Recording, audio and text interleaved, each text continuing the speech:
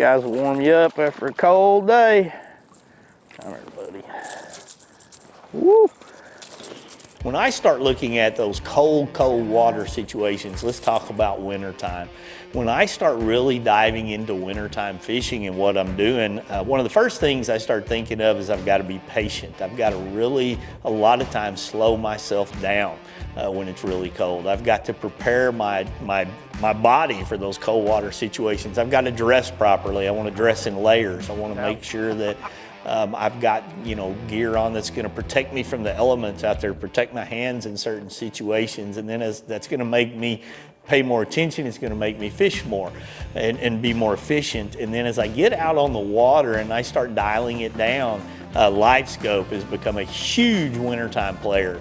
And the reason being is people can spot the big bait balls a lot of times when that water's cold like that. They can target the fish around those situations. I love to crank when it's cold outside, especially when that water temperature is in about, 48 to about 58. I like to throw tight wobbling crankbaits in those situations. I love to throw the SPRO Little John's, been out forever. Those types of tight wiggling baits have always produced well for me. The rock crawler, guys that are experts in jerkbait fishing that can throw those jerkbaits out there in the cold water, basically jerk that bait down, let it sit, let the, for lack of a better word, let the paint dry on the side of their house, and then they kind of pull it forward.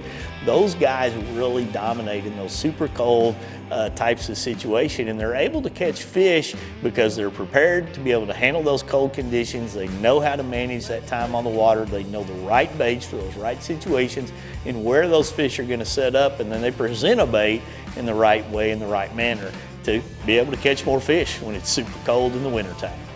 He's just sitting there waiting for a shad or bluegill or something to come by. Instead, he got a mouthful of the old SPRO mixed stick.